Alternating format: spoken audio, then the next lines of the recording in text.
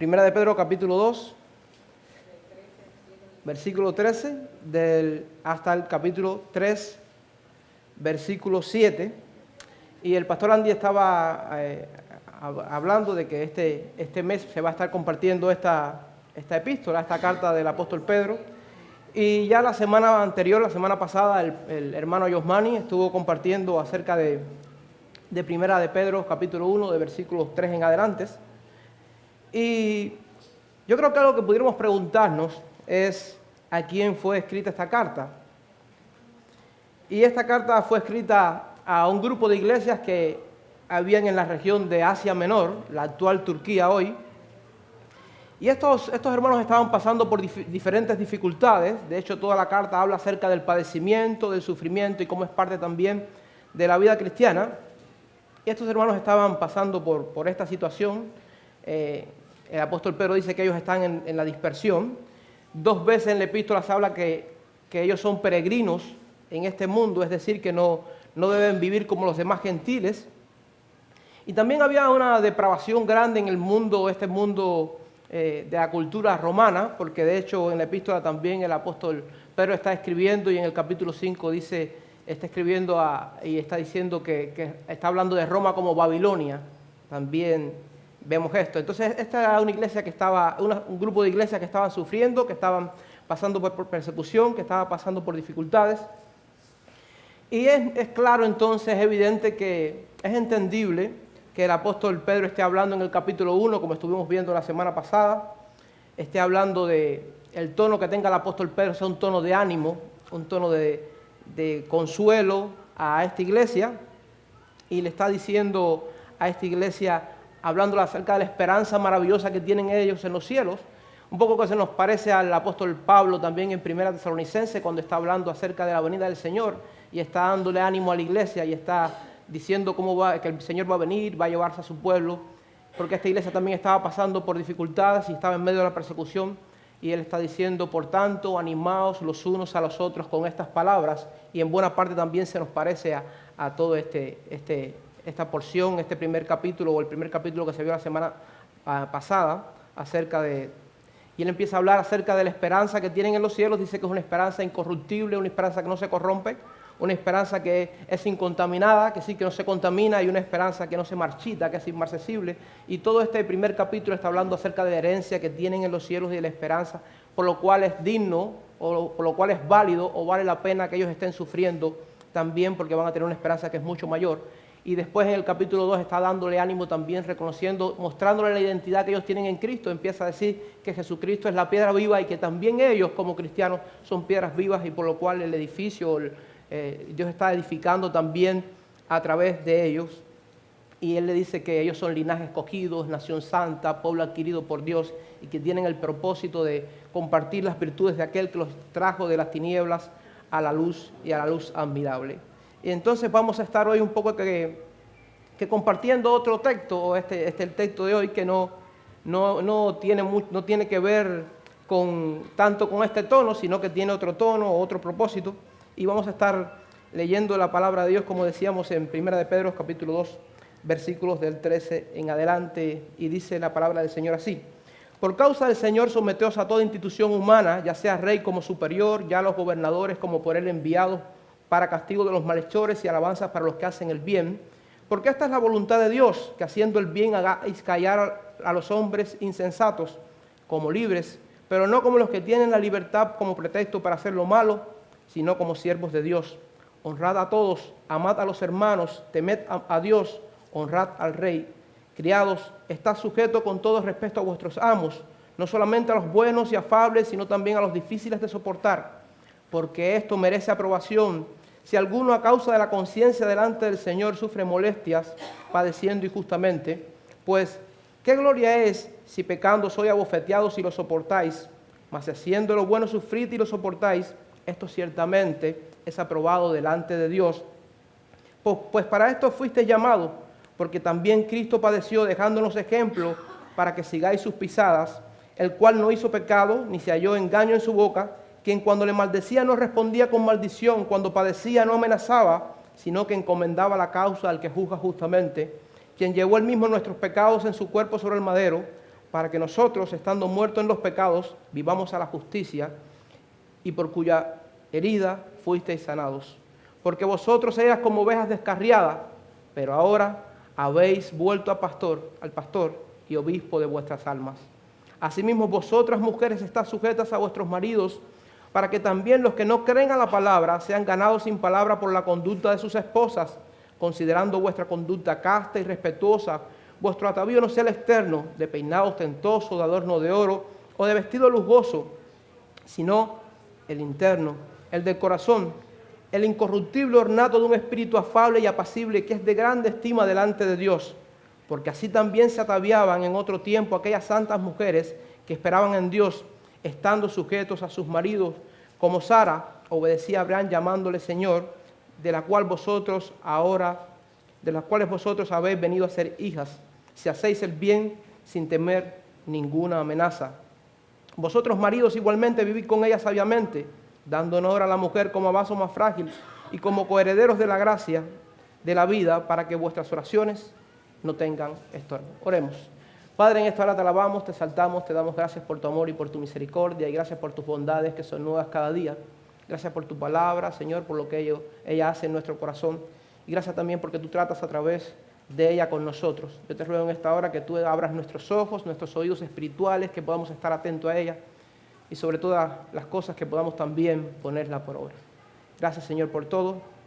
Gracias por la esperanza eterna, y gracias, Dios, por usarnos a nosotros débiles y pecadores para hacer tu obra también en este mundo. Cuán grande eres, Señor. En el nombre de Jesús, amén. Y amén. Y si pudiéramos poner un título a este sermón, quizás sería someternos haciendo el bien, nuestro llamado en el Señor. Someternos haciendo el bien, nuestro llamado en el Señor. Y si hay una verdad central, si hay una verdad que realmente es valiosa quizás llevar a nuestros hogares, quizás el resumen de la enseñanza de esta mañana pudiera ser: sujetémonos haciendo el bien, esta es la voluntad del Señor y es de ejemplo para los que nos rodean. Sujetémonos haciendo el bien, esta es la voluntad de Dios y es de ejemplo a los que nos rodean. Y un poco que hablando de esta porción, de este pasaje como tal, es interesante que este pasaje lo podemos dividir en tres partes, o debe dividirse en tres partes, porque todo el pasaje está regido por un imperativo que se repite 3 veces. De hecho, el pasaje comienza diciendo que por causa del Señor debemos someternos, y es un imperativo ahí, pero después continúa diciendo que los esclavos, los siervos, deben estar sujetos a sus amos, y después también habla acerca de que las mujeres deben estar sujetas a los esposos, y también hay una aclaración para los esposos acerca de cómo deben tratar sus esposas. Pero hay 3 imperativos, 3 mandatos del Señor, o un imperativo que se repite 3 veces y que es lo que divide realmente esta carta. Y quizás la primera porción pudiéramos dividirlo de esta forma. La primera porción nos habla de que debemos vivir sometiéndonos a las autoridades en la voluntad de Dios. Es la voluntad de Dios que nos sometamos también a las autoridades, y como leíamos, el pasaje está hablando acerca de que por causa del Señor debemos someternos a toda institución humana, ya sea rey como superior, ya a los gobernadores como por él enviados para castigos de los malhechores y alabanza de los que hacen el bien. Y toda esta porción y la Escritura nos habla acerca de la importancia de respetar a las autoridades. Yo sé que a veces esto no es muy fácil de entender, hay a veces motivos para no entenderlo del todo, pero es un mandato bíblico claro. De hecho, se menciona mucho acá también en la iglesia, el deseo de que debemos orar por los gobernantes, para que, dice la Biblia, que nos vaya reposadamente y vivamos también de esta forma en el mundo. También hay un pasaje muy conocido en Daniel capítulo 2, cuando habla un poco acerca de la soberanía de Dios, y dice que el Señor es el que pone reyes y quita reyes. Y de alguna manera nosotros sabemos que si en la soberanía de Dios Él hace todas las cosas conforme a su voluntad, a su deseo, también los gobernantes están puestos por Él. Pero este pasaje va más allá. Y no dice solamente que Dios los ha puesto, sino que también nosotros debemos someternos a ellos y debemos también respetarlos. Hay un pasaje muy conocido en Romanos capítulo 13, versículos del 1 al 4, y se los voy a leer. Dice así: sométase toda persona a las autoridades superiores, porque no hay autoridad sino de parte de Dios, y las que hay por Dios han sido establecidas, de modo que quien se opone a la autoridad, a lo establecido por Dios, resiste, y los que resisten acarrean condenación para sí mismos, porque los magistrados no están para infundir temor al que hace el bien, sino al malo. ¿Quieres pues no temer a la autoridad? Haz lo bueno y tendrás alabanza de ellas, porque es servidor de Dios para tu bien. Pero si haces lo malo, teme, porque no en vano lleva la espada, pues es servidor de Dios, vengador para castigar al que hace lo malo. Y nos llama la atención que este pasaje utiliza el mismo imperativo, dice que debemos someternos, toda persona debe someterse a las autoridades, pero también nos llama la atención que por 4 veces dice que las autoridades son establecidas por Dios, Dios las ha puesto. Primero dice, sino que son de parte de Dios, después continúa diciendo, por Dios han sido establecidas, en el versículo 2 dice que a lo establecido por Dios se resiste, el que no respeta a las autoridades está resistiendo de alguna forma también lo establecido por Dios. Y en el versículo 4 nos dice este pasaje que es servidor de Dios para tu bien, y que ellas están para infundir temor al malo, pero es para dar honra también, o van a tener honra a los que hacen el bien. Y por 4 veces nos habla acerca de esto, de cómo debemos someternos a las autoridades. Un poco que hay una diferencia aquí en este pasaje, con Primera de Pedro, se parecen mucho estos 2 pasajes, pero alguna persona pudiera pensar que Primera de Pedro también está diciendo que las autoridades están puestas por Dios, y aunque lo podemos ver de alguna forma, no está explícitamente, porque cuando dice que por él, dice, la parte que dice, por ejemplo, aquí en Primera de Pedro, cuando dice, por causa del Señor someteos a toda institución humana, ya sea rey como superior, ya los gobernadores por él enviados, no está hablando del Señor. De hecho, usted se da cuenta que él está en minúscula, porque está hablando de los gobernadores que están debajo del rey, que son enviados por el rey, y que ellos son una autoridad secundaria, pero que también nosotros, o que también estos oyentes originales debían respetar. Yo sé que es muy difícil para algunos de nosotros entender este pasaje, porque muchas veces las autoridades, o no siempre las autoridades, no son totalmente justas, no son lo que deberían ser, no son lo que son llamadas a ser, y de hecho ellos van a tener que dar cuenta a Dios por no obedecer el mandato que Dios les ha hecho.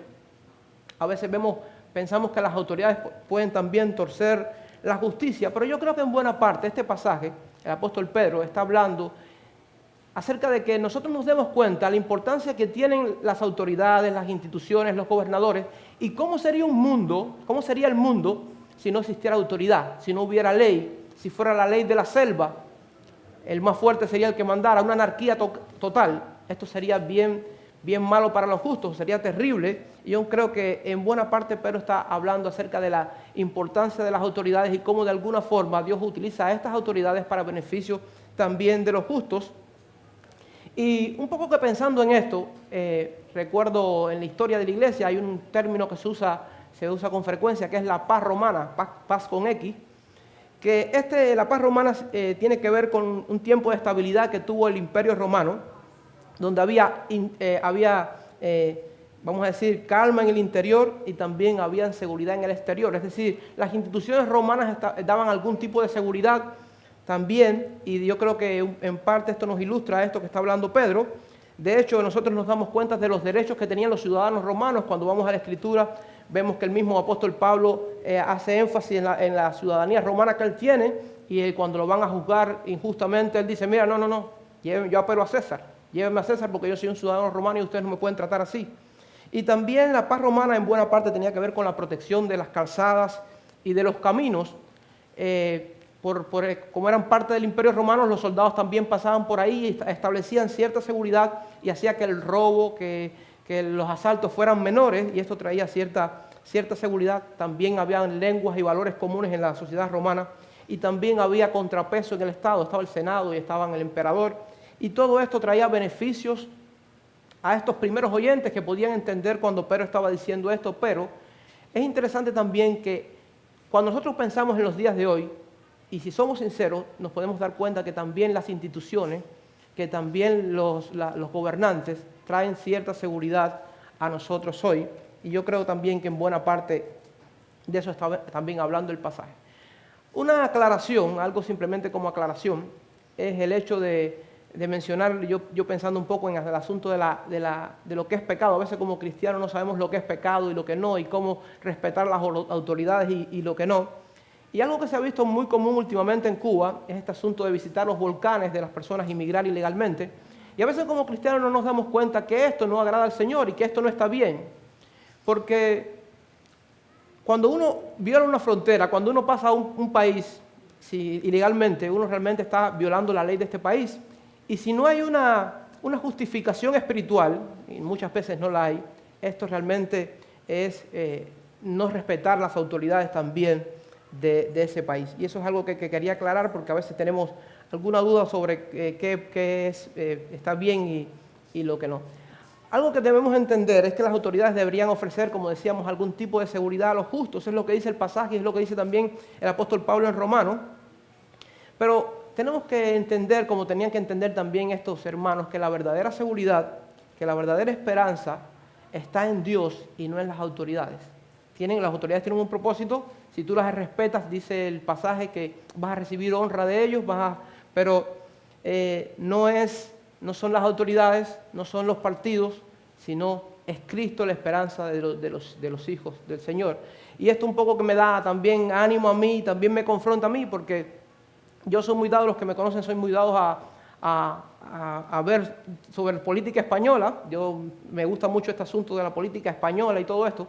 Y hay un partido político que a veces yo me he sentido identificado con él, un partido político que es más conservador, no es que sea cristiano ni nada de eso, pero un partido político que está en contra de la ideología de género, de la eutanasia, de la ley transgénero, está en contra de estas cosas y está en contra del aborto. Y un poco que cuando yo veo este partido político yo me sentía muy identificado con él, y algo que Dios ha tenido que tratar también en mi vida es mostrarme que no es ese partido, sino es Cristo, realmente la seguridad y la esperanza de los cristianos. Algo que tenemos que ver también en el pasaje es que, o podemos preguntarnos cuando leemos el pasaje, es si son dignos de respeto todos los gobernantes. ¿Acaso son dignos de respeto todos los gobernantes? Pero el pasaje nos dice que honremos a todos y que honremos al rey. Termina también diciendo el pasaje. El honrar a los gobernantes no es porque nos guste o no como ellos hablan, no es porque nos guste o no como ellos viven, sino es por el mandato del Señor y si no es por la posición en la que Dios les ha puesto. Así que sí debemos respetar a los gobernantes, sí debemos honrar a las autoridades, mientras ellos no cumplan, no violen el único acápito, el único punto, que es que nos lleven o nos motiven o nos hagan no honrar a Dios con nuestra vida. De hecho, usted sabe ese conocido pasaje en el libro de los Hechos.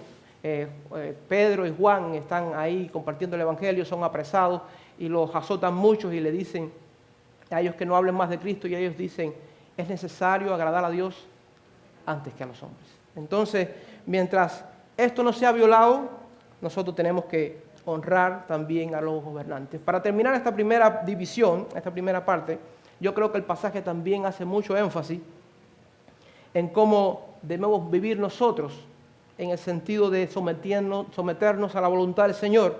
El pasaje dice que a causa del Señor, dice que esta es la voluntad de Dios, y dice que no vivamos como haciendo lo malo. Estos oyentes sabían que eran libres en Cristo, Cristo les había dado libertad, pero esa libertad, dice el pasaje, que no podía ser usada para hacer lo malo, sino que ellos debían vivir como siervos de Cristo. Y esto nos lleva también a que podamos aplicar esto, ¿no? Que podamos vivir haciendo la voluntad de Dios. Este es el llamado del Señor y también esto es para nuestro beneficio. Cuando nos sometemos, cuando vivimos para el Señor, cuando lo honramos con nuestra vida, también esto es para nuestro beneficio. Pero este pasaje también habla, en segundo lugar, también nos dice que estemos sujetos en el ejemplo del Señor, aún en medio de la injusticia.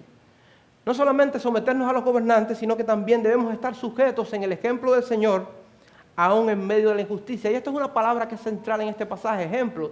De hecho, el pasaje dice que Jesucristo nos dejó ejemplo para que nosotros sigamos sus pisadas. Algo que no entendemos muchas veces, y que esto nos ayuda mucho el contexto, es que cuando está hablando de ejemplo, la palabra que se usa es una palabra que se usaba también en aquel entonces para definir unas tablillas de cera. Eran unas tablillas largas de cera que utilizaban los maestros para enseñar a los alumnos. Era una tablilla de cera que se le escribía, tenía una letra, la caligrafía de una letra, y los estudiantes tenían que repetir esa caligrafía hasta que esa letra fuera exactamente igual a la caligrafía de la letra que tenía como ejemplo. Y en buena parte lo que está diciendo también este pasaje es que nuestra vida, que el ejemplo de Cristo sea como esa tablilla de cera, que nosotros podamos nuevamente escribir esta letra al punto de que nuestra vida se asemeje cada vez más a la de Cristo. Y leyendo esta porción, voy a tratar de leerlo rápido porque nos demoramos un poquito. Dice, criados estéis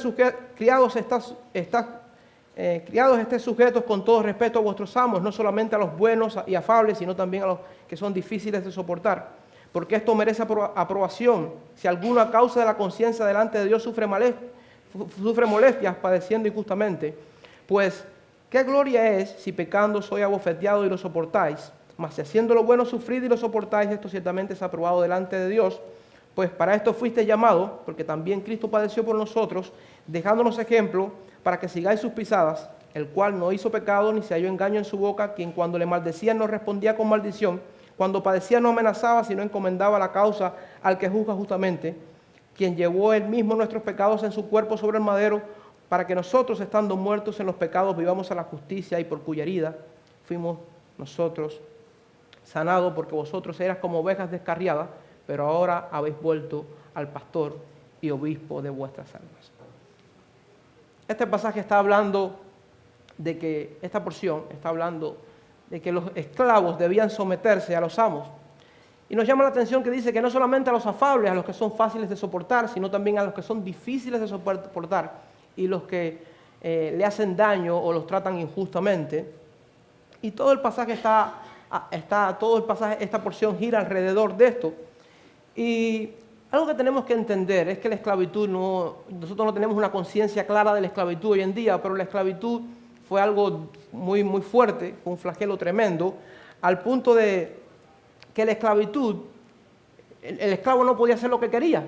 El esclavo no se levantaba por la mañana y decía, yo voy a hacer esto, estos son mis planes, mis sueños, mis aspiraciones. El esclavo no tenía voluntad propia, el esclavo tenía que hacer la voluntad de su amo. Y un poco que esto nos recuerda un poco lo que estábamos hablando anteriormente, que dice que nos comportemos, que vivamos como siervos de Cristo, como esclavos de Cristo. Pero estos esclavos eran tratados muy mal. Decíamos ahorita que los ciudadanos romanos tenían derechos, eran respetados, tenían un cierto valor, pero no así los esclavos. Estos esclavos tenían que recordar que su ciudadanía, que su Señor también estaba en los cielos, y ahí ellos estaban esperando en buena parte al Salvador. Pero estos esclavos tenían que entender que si ellos sufrían injustamente, y lo estaban sufriendo, ellos estaban viendo la injusticia, estaban en buena parte quizás quejándose por la injusticia que estaban sufriendo de sus amos. Y el apóstol Pedro está enseñándole que hay uno que también sufrió injustamente, que también uno que padeció, y mucho más que ellos, y que no padeció por la injusticia de sus amos, sino por el pecado también de nosotros, o de todos los hombres, de los pecadores. Y esto nos lleva a Isaías 53, y este pasaje nos hace referencia, nos mueve directamente a Isaías 53, y vamos a estar buscando y vamos a estar leyendo un poco de estos dos pasajes. Pero dice la porción del versículo 20 en adelante, o 19 en adelante, porque esto merece aprobación. Nos llama la atención que por 3 veces se está hablando acerca de que esta es la voluntad de Dios. Este sufrimiento que están pasando, este sufrimiento injusto que están pasando estos cristianos, no está a la deriva, y esto es algo que debe darnos ánimo también a nosotros. El sufrimiento que pasamos, los padecimientos nuestros no están a la deriva, no es como que se le fueron al control a Dios, no. Algo que me llama mucho la atención, por ejemplo, en el libro de Job, yo sé que a usted le gusta mucho también este libro, en el libro de Job, a finales del capítulo 1, después de pasar todos estos acontecimientos que tiene que enfrentar Job, dice el pasaje que en todo esto, todo lo que había pasado Job, no encontró Job despropósito alguno. Es decir, Job sabía que todo este sufrimiento, que todo este padecimiento tenía un propósito. Dios estaba al control, y esto también tenían que entender estos esclavos. Dios tenía un propósito. Dice que esto merece aprobación. Dice también que si alguna causa de la conciencia de Dios, por respetar a Dios, por tener en alta estima a Dios, sufre padecimiento injustamente, está hablando el pasaje. Y después en el versículo 21 dice, para esto fuiste llamados. Estos cristianos también estaban llamados a sufrir. Pero no solamente esto, sino que también este pasaje, esta porción, hace énfasis en que fue por nosotros, los culpables del sufrimiento de Cristo somos nosotros. Y es un poco que Pedro les está diciendo, bueno, ¿ustedes creen que ustedes están sufriendo injustamente? ¿Ustedes creen que esto es el límite del sufrimiento injusto? Yo le voy a mostrar a uno que tuvo que sufrir mucho más injustamente. Y él empieza a decir que, porque también Cristo padeció, lo hizo por nosotros, después continúa diciendo, quien llevó él mismo nuestros pecados, y después también dice que para que nosotros, que vivíamos de una forma ahora también, que estábamos muertos en nuestros pecados y que éramos como ovejas descarriadas, ahora vivamos a la justicia y ahora volvamos también al pastor y obispo de nuestras almas. Y esto nos lleva evidentemente a Isaías. Esto nos lleva, el apóstol Pedro está diciéndole cómo deben vivir los cristianos, esto cómo deben por el evangelio vivir ahora ellos. Y esto nos lleva a Isaías 53 y vamos a estar leyendo solo una porción porque es un texto largo y voy a estar un poco poniendo en contexto este texto. Isaías 53, voy a leer desde el 3 en adelante, dice: despreciado y desechado entre los hombres, varón de dolores y experimentado en quebranto, y como que escondimos de él el rostro, fue menospreciado y no lo estimamos. Ciertamente llevó nuestras enfermedades, sufrió nuestras dolencias, y nosotros lo tuvimos por azotado, por herido de Dios y abatido, mas él herido fue por nuestras rebeliones, molido por nuestros pecados, el castigo de nuestra paz fue sobre él, y por su llaga fuimos nosotros curados. Todos nosotros nos descarriamos como ovejas, cada cual se apartó por su camino, mas Jehová cargó en él el pecado de todos nosotros. Angustiado él y afligido, no abrió su boca, como cordero fue llevado al matadero, y como oveja delante de sus tranquiladores se enmudeció y no abrió su boca. Por cárcel y por su juicio fue quitado, y su generación ¿quién la contará? Porque fue cortado de la tierra de los vivientes, y por la rebelión de mi pueblo fue herido. Y se dispuso con los impíos su sepultura, mas con los ricos fue su muerte, aunque no hizo maldad, ni hubo engaño en su boca. Con todo esto Jehová quiso quebrantarlo, y sujetándolo a padecimiento. Cuando haya puesto su vida en expiación por el pecado, verá linaje, vivirá por largos días, y la voluntad de Jehová será en su mano prosperada. Verá el fruto de su aflicción, de la aflicción de su alma, y quedará satisfecho. Por su conocimiento justificará a mi siervo justo a muchos, y llevará la iniquidad de ellos. Y uno dice, ¿qué tiene que ver este pasaje de Primera de Pedro con Isaías 53? ¿Qué tiene que ver esto? Es verdad que hay algunas cosas que se nos parecen. Dice que por su llaga fuimos sanados, lo dicen los dos pasajes. Habla de ovejas descarriadas, lo hablan los dos pasajes. Y habla de que Jesucristo padeció, sufrió por nosotros, no abrió su boca, no hizo mal, todo esto. Pero a veces no entendemos por qué el apóstol Pedro está explicando o está llevándolos a este pasaje en Isaías 53, porque hay una alusión directa en este pasaje de Primera de Pedro. Y él está diciendo esto mismo que le estábamos comentando. Ustedes creen que ustedes sufren injustamente. Aquí tienen un ejemplo de uno que sufrió injustamente y fue por nosotros. Y Isaías 53, bueno, desde el 52, el versículo 13, empieza hablando de un siervo que va a venir. Un siervo que va a venir, un siervo que no va a ser estimado, un siervo que no vamos a apreciar. Los hombres no lo iban a apreciar. Pero nos llama la atención que nos dice que este siervo, esta noticia, esto es una noticia que va a venir, esta noticia debe conmover a las naciones, esta noticia debía asombrar a los reyes, es una noticia que es vital, que es importante, y empieza hablando de la condición de este siervo sufriente que viene, que no es estimado, que es tenido en poco, que no es valorado, y aún el pasaje también nos dice, y nosotros le tuvimos por azotado, por herido de Dios y por abatido. Es como decir, él está siendo maltratado y nosotros decimos, algo tiene que haber hecho mal. Tiene que haber hecho algo mal porque por algo Dios los está castigando. Dios los está castigando, algo ha hecho el mal. Pero cuando vemos el contexto del pasaje nos damos cuenta que él no ha hecho nada mal. No se halló pecado en su boca, lo dice también Pedro.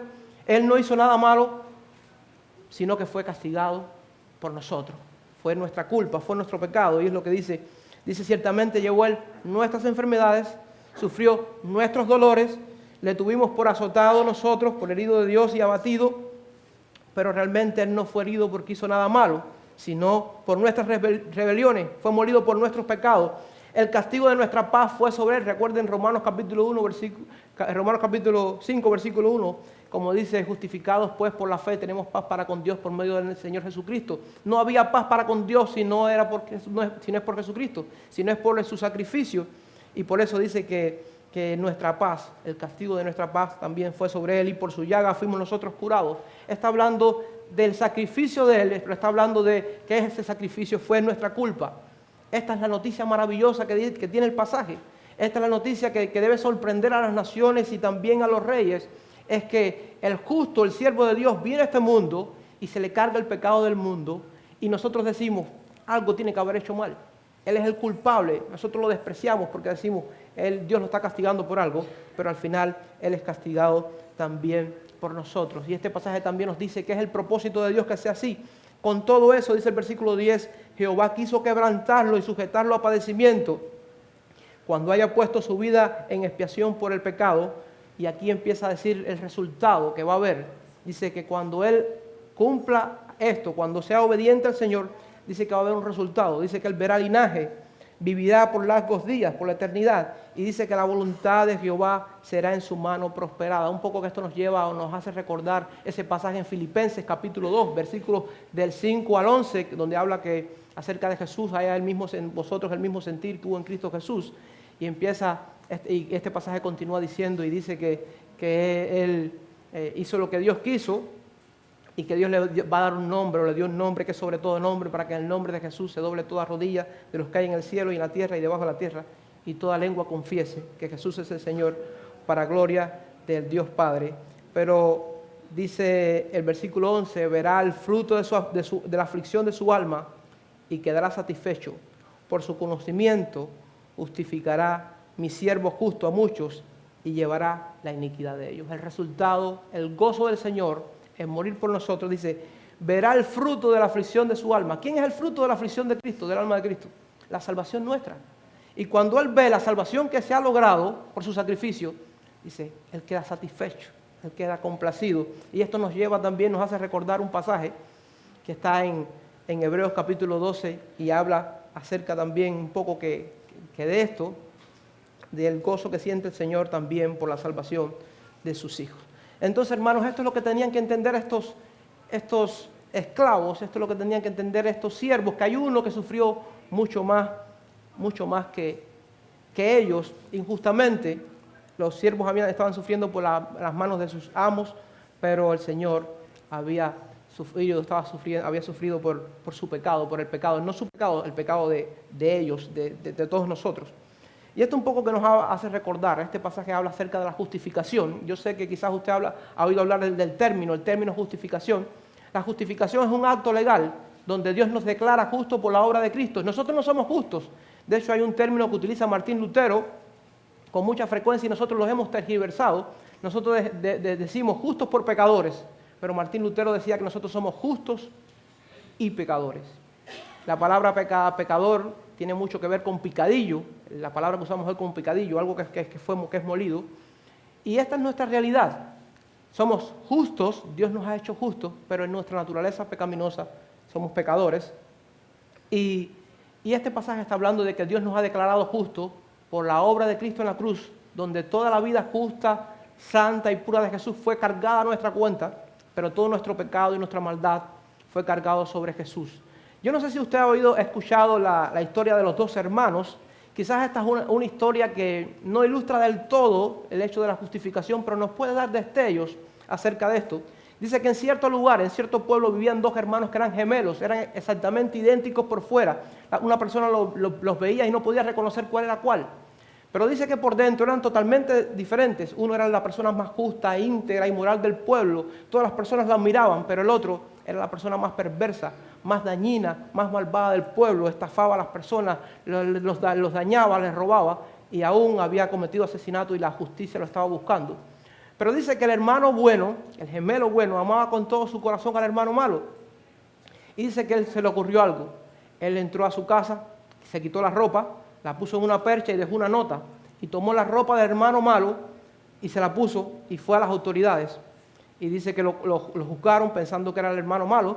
Días después aparece el hermano injusto, el hermano malo, a su casa. Y cuando llega a su casa se da cuenta que no lo están siguiendo y se da cuenta que no está su hermano y que hay una percha, en el perchero está puesta, hay una ropa y esta ropa tiene una nota en el bolsillo que dice así: hoy me he puesto tus ropas, he ido a ocupar tu lugar.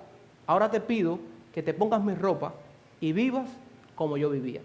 En buena parte esto es lo que de alguna forma también está hablando la justificación y lo que está hablando el pasaje.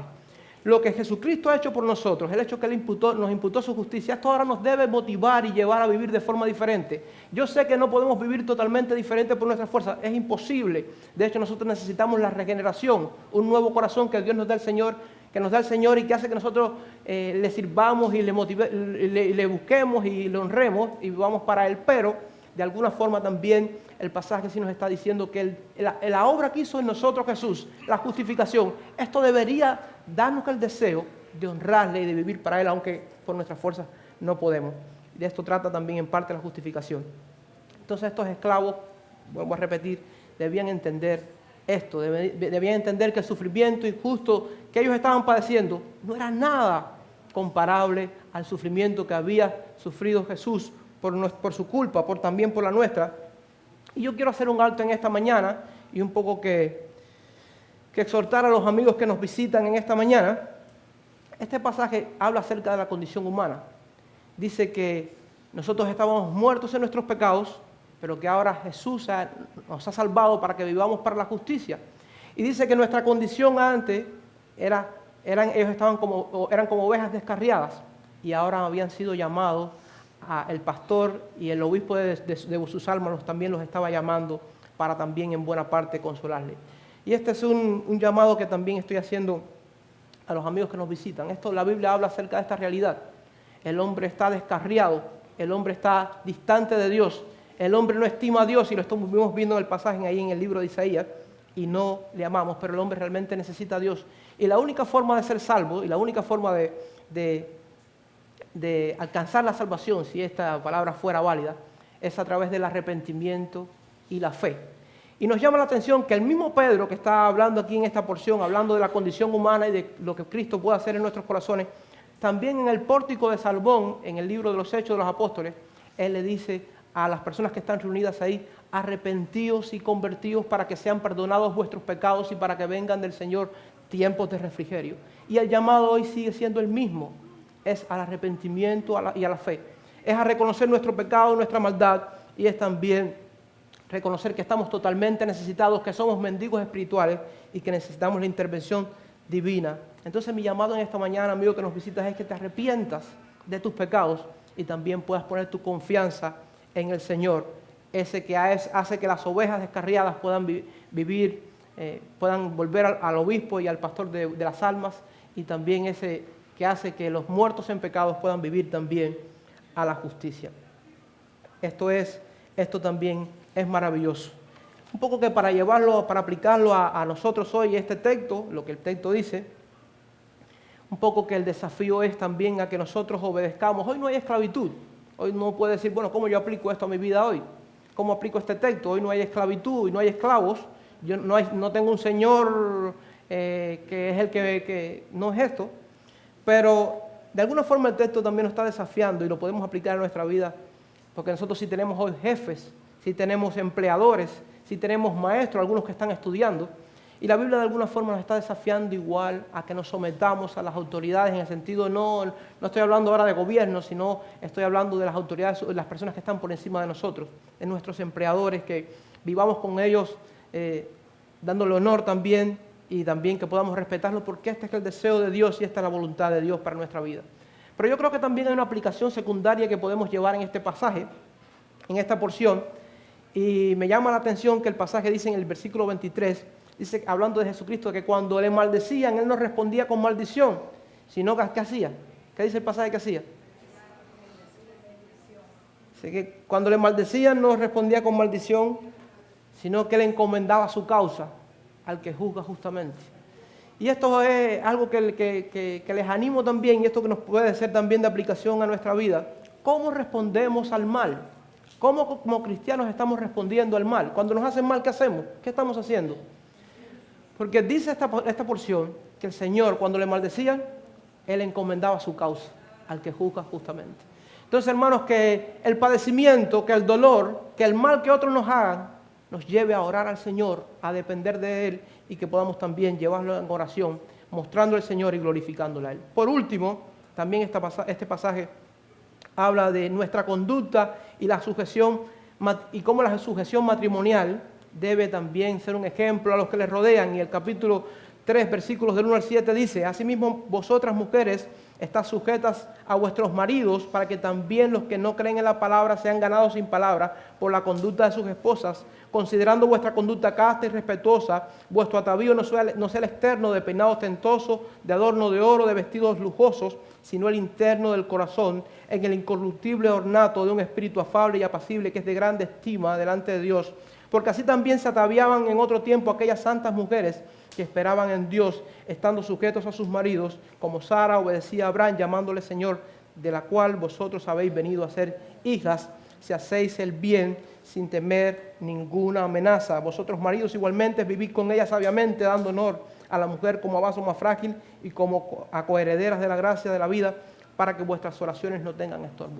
Al principio de la predicación estuvimos hablando acerca del contexto, como el apóstol Pedro está escribiendo a estas personas. Y algo que tenemos que entender para entender bien esta última porción del pasaje es que en la cultura romana, el dueño de la casa, el hombre, él tenía bajo sujeción no solamente los esclavos, sino también a sus hijos y a sus mujeres. De hecho, las mujeres y los hijos de alguna forma en la cultura romana también eran considerados como propiedades. Por eso, en este contexto, y esto nos hace entender la última parte, dice, sin temer ninguna amenaza. Cuando las mujeres cristianas tenían que vivir en los mismos hogares con esposos que no eran cristianos, el trato de los esposos a veces no era el mejor. Y por eso este pasaje, el apóstol Pedro está diciéndoles: miren, ustedes vivan con ellos, tienen que sujetarse a ellos y vivan con ellos sabiamente. Bueno, sabiamente le dice a los esposos, pero vivan con ellos dándole honor y honra a sus esposos, para que ustedes ganen sin palabras, sin ustedes decir nada, ustedes ganen sin palabras a los demás por el ejemplo de ustedes. Y es como que el apóstol Pedro le está diciendo: mira, que cuando ellos digan, sus esposos no digan de ustedes, mira, ahora te metiste a cristiana y ahora entonces porque te metiste a cristiana, mira cómo tú me respondes. No, sino que la sujeción de estas mujeres iba a llevar a que las personas dijeran: oye, mira cómo esta persona la maltrata y mira cómo ella se porta, mira cómo ella vive.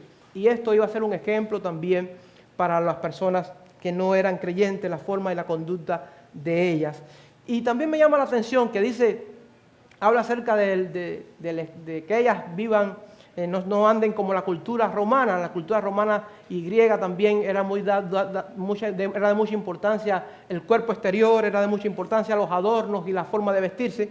Y él está diciendo, el apóstol Pedro está diciéndole a ellas que el atavío, la vestimenta, no debe ser el exterior, sino que deben vestir el corazón, deben adornar el corazón. Y estas son las cosas de la Escritura que a veces uno les llama la atención, porque también en el libro de Filipenses el apóstol Pablo está diciendo a los filipenses, dice que deben circuncidar el corazón. Y yo creo que toda esta porción está hablando acerca de darle valor a las cosas del interior, a las cosas espirituales, y darle valor a darle gloria a Dios con nuestra vida. La Biblia nos dice que debemos poner nuestra mira en las cosas de arriba, donde está Jesús sentado. La Biblia dice que no nos ocupemos del vientre, y lo importante que es ocuparse del espíritu por encima de la carne. Y de eso también en buena parte está hablando, que nuestro atavío, o el atavío de las mujeres, debía ser el del corazón, dándole honor y gloria a Dios y preocupándose también por su vida espiritual. Y termina hablando del ejemplo de Sara, esta mujer que esperaba en el Señor. Usted sabe, Sara tuvo que esperar mucho tiempo en el Señor. Esta mujer esperaba en el Señor, esta mujer se sometía a su esposo, y este debe ser también el ejemplo que debían seguir estas mujeres cristianas, y también deben ser el ejemplo que de alguna forma también sigan las mujeres cristianas de hoy. Y termina diciendo que esta Sara es un ejemplo para ellas, es como su heroína, la heroína de estas mujeres. Y yo creo que no solamente los ejemplos de las mujeres de la Escritura, sino que la Escritura también nos dice en Tito capítulo 2 versículos 4 a 5, dice: las ancianas asimismo, las ancianas de la iglesia, no las que ocupan liderazgo, sino estás hablando en el sentido de edad, de madurez.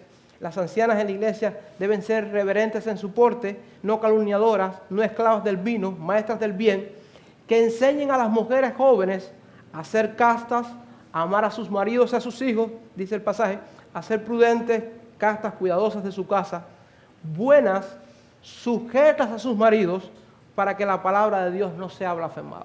La palabra de Dios no sea blasfemada, y acá Pedro nos dice que sean ganados sin palabras por el ejemplo también de estas mujeres. Pero no termina aquí, y ya con esto sí termino. Habla acerca también de los hombres. Los hombres que sí eran cristianos, Los hombres que eran cristianos, la mayoría no era cristiano, pero había un porciento grande, y hubo un momento en la iglesia, hubo un momento en la historia romana, que del 3 al 10% se cree que del 3 al 10% de los ciudadanos romanos o de las personas en Roma eran cristianos. Y ahora hay un llamado a estos esposos que sí eran cristianos, no debían tratar a sus esposas como lo trataban los otros hombres a sus esposas, los que no eran creyentes, sino que ellos debían tratar a sus esposas como coherederas, herederas con. Tú tienes una herencia en los cielos, tu esposa también, ella es coheredera contigo. Tienes que darle honor a ella, tienes que valorarla, porque también ella es hija de tu propio Padre, es hija también del Señor. Ella no es un objeto, ella no es una propiedad. Y esto era súper revolucionario para el tiempo de Jesús. Esto realmente era impactante en el tiempo de Jesús. Y dice que tienen que vivir con ella sabiamente. Está hablando de la vida marital. Y no debía exigir, no debía ejercer fuerza sobre la esposa, sino que debía vivir con ella sabiamente, también dándole honor a la esposa y viéndola a ella como vaso más frágil, como coheredera de la gracia. Entonces, hermanos, toda esta porción nos habla acerca de esto. Nos habla el mensaje, todo este mensaje se trata acerca de someternos, cómo tenemos que someternos, cómo tenía que hacerlo esta iglesia y cómo tenemos también que hacerlo nosotros. Es una idea acuciante que se divide que divide estas tres porciones en este pasaje al mismo llamado a la acción.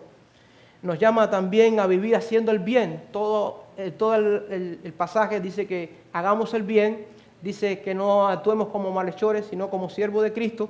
Y toda esta porción hace mucho énfasis en hacer el bien y también que esto es el deseo y la voluntad de Dios y que la aprobación de Dios en nuestra vida debe ser algo lo que nos motive o debe ser también central. Por último, esta última porción, como decíamos, también habla acerca del ejemplo de Cristo.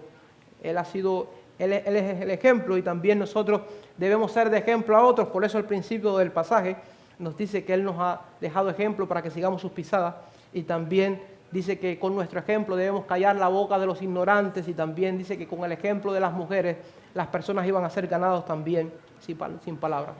Al final toda esta porción nos llama a esto, nos desafía a vivir para el Señor. Y quiero terminar como comenzaba, con esa frase o con esa porción o ese